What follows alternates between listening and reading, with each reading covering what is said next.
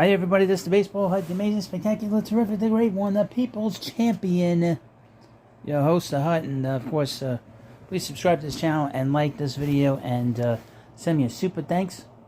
So there will be a live stream coming up, just got to keep your eye out for it, this week I think, but we'll see. Obviously, the Mets finished up the month of June 13-12, which is the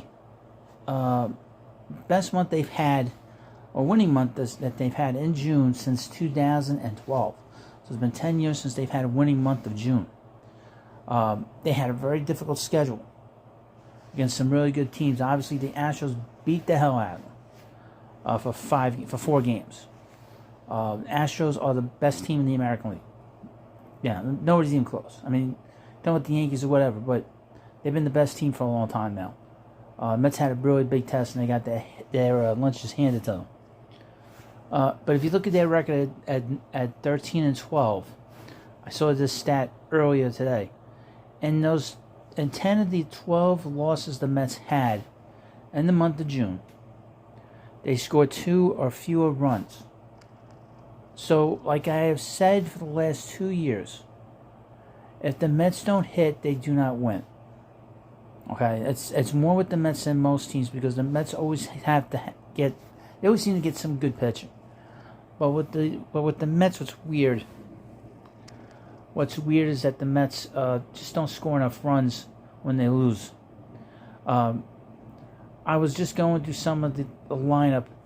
You can't have J.D. Davis on this roster, and certainly you can't have Dom Smith on this roster. You got 2 guys that are taking up space. Also, they're getting zero production from behind the plate. Zero. Now, as I record this video tonight after 8 o'clock, Max Scherzer is doing his rehab start, and his catcher in that game is Francisco Alvarez. He just crushed another home run. He's got 18 home runs in Double-A, and this is after a bad month of May. He basically destroyed Double-A pitching in the month of June. I would expect the next 2 weeks, 3 weeks, he'll probably go to Triple-A. But the Mets should seriously consider calling him up, if for no other reason to have him be a DH. They're getting nothing out of that DH spot. Nothing. They released Robinson Cano, don't you know? J.D. Davis, they keep talking about how hard he hits the ball.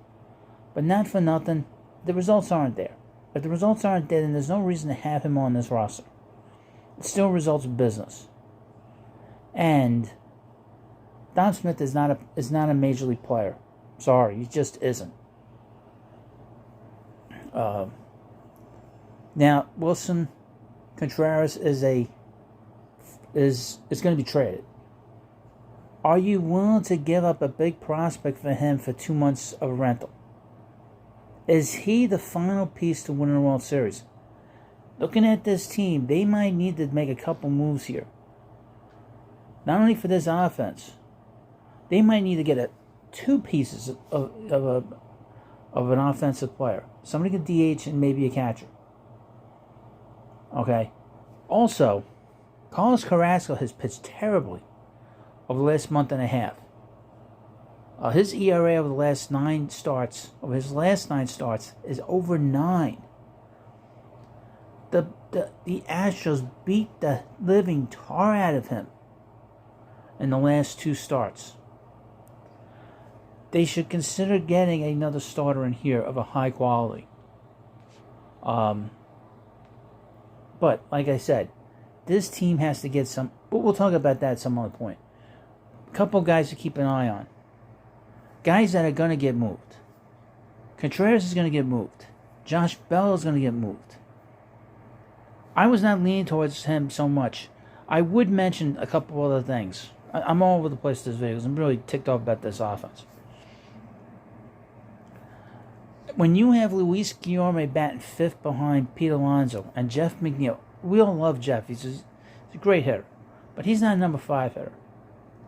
He's more of a top of the lineup kind of guy. The guy you keep at the bottom of the lineup late in the game or late in the lineup. He's not a number 5 hitter. He's not a run producer. The fact that Eduardo Escobar has not produced is a major problem.